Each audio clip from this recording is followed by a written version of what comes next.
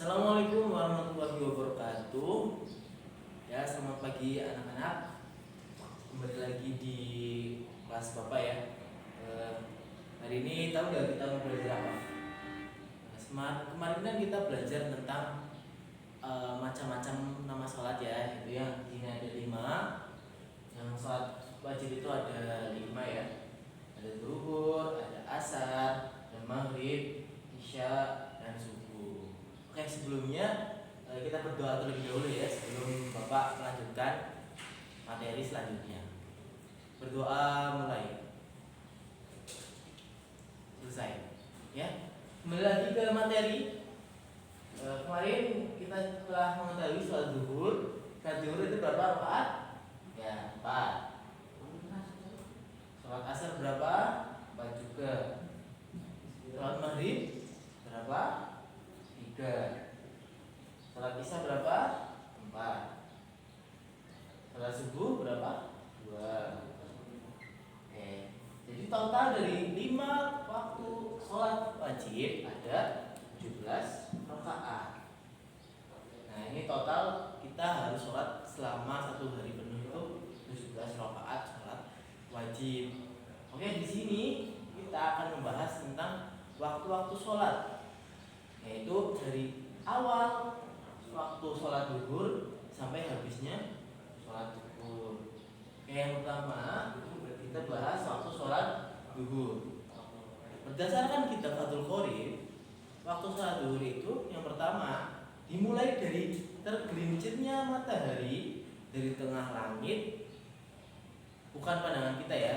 Nah, cara mengetahuinya dengan cara melihat bergesernya bayang-bayang ke arah timur. Oke, di sini contohnya seperti ini.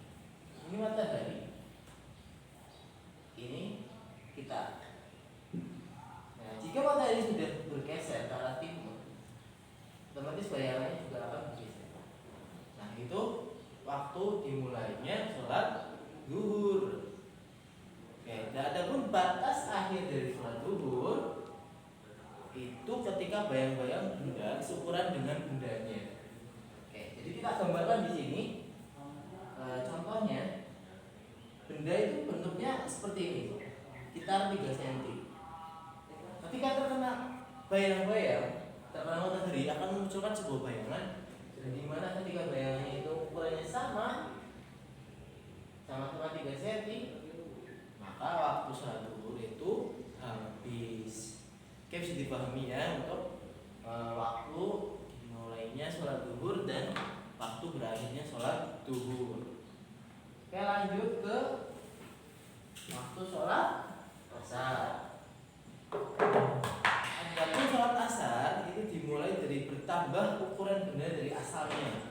Kemarin tadi kan itu akhirnya sholat zuhur itu ketika benda tersebut ukurannya sama dengan aslinya.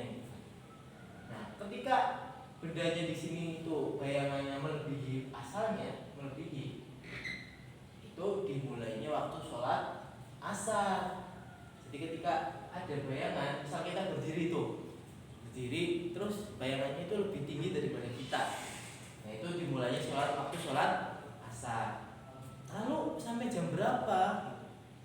Sampai mengerjakan sholat asar di sini ada beberapa waktu ya.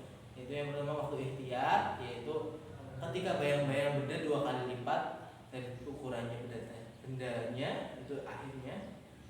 Kemudian waktu jawas, yaitu hingga terbenamnya matahari. Yaitu tadi waktu sholat asar. Oh ya, di sini ada tambahan, yaitu yang keempat, yaitu waktu remang-remang. Waktu remang-remang itu antara menjelang waktu terbenamnya matahari sampai maghrib. Kemudian yang kelima waktu tahrim. Nah, ini di kitab Fathul Qorib, yaitu mengakhirkan pelaksanaan sholat sehingga waktu yang tersisa tidak cukup untuk melaksanakan sholat. Jadi misalkan teman-teman itu di sini ya, itu bangun sore, ternyata wah ini udah mau maghrib, tapi nggak cukup buat sholat 4 rakaat gitu. Nah, di situ namanya waktu tahrim untuk akhir dari sholat asar. Ya, bisa dipahami lagi nanti ya. Oke, kemudian yang 3 waktu maghrib. Waktu maghrib di sini itu dimulai dari awalnya terbenamnya matahari. Maksudnya seluruh bulatan matahari ini yang bulat itu sudah tertutup semua.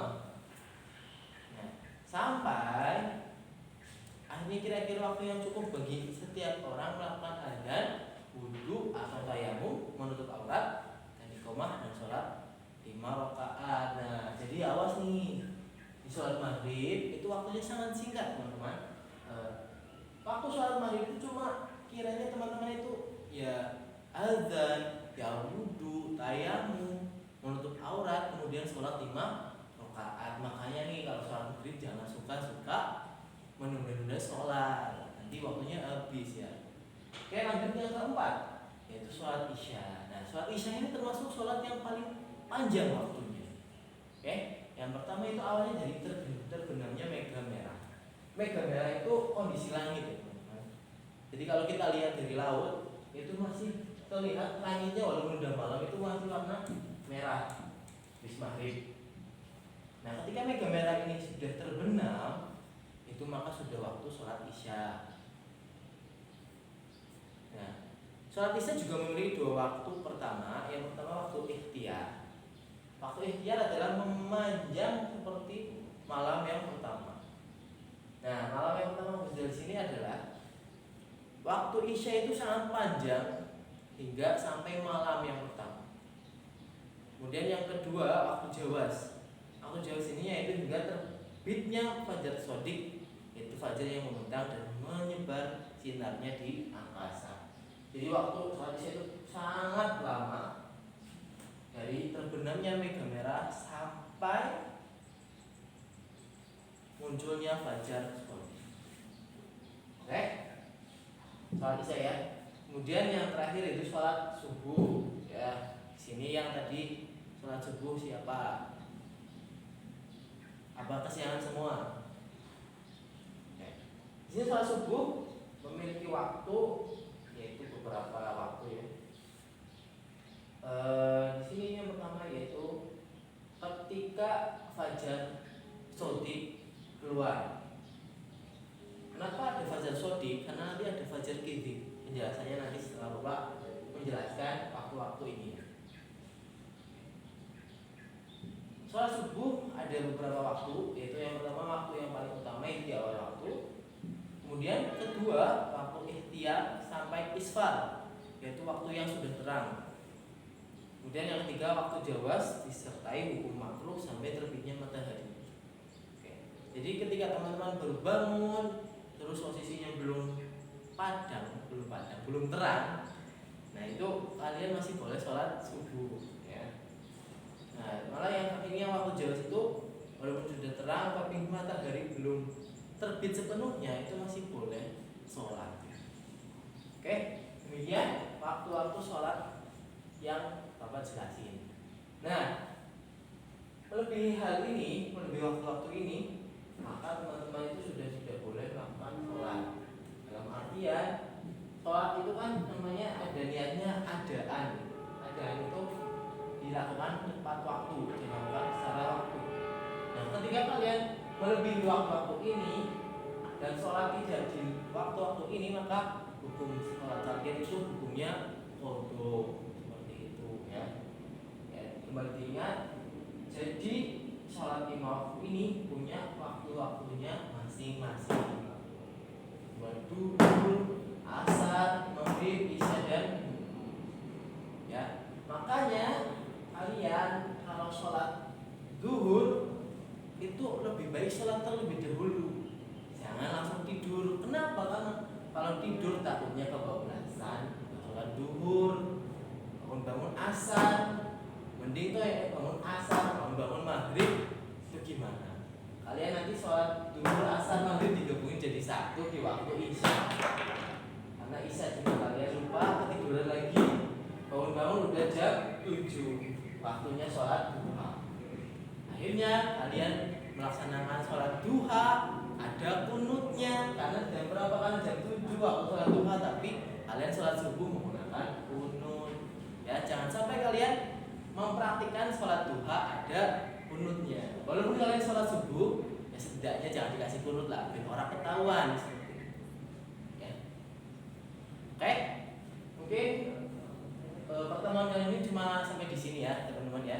Jadi ingat, kalian sholat karena sholat itu adalah tiang agama.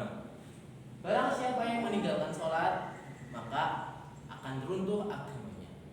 Karena as-sholatu imaduddin. Ya seperti itu. Ya. Sekian dari Bapak, kurang lebihnya mohon maaf ya. Sampai jumpa di pertemuan selanjutnya. Assalamualaikum warahmatullahi wabarakatuh.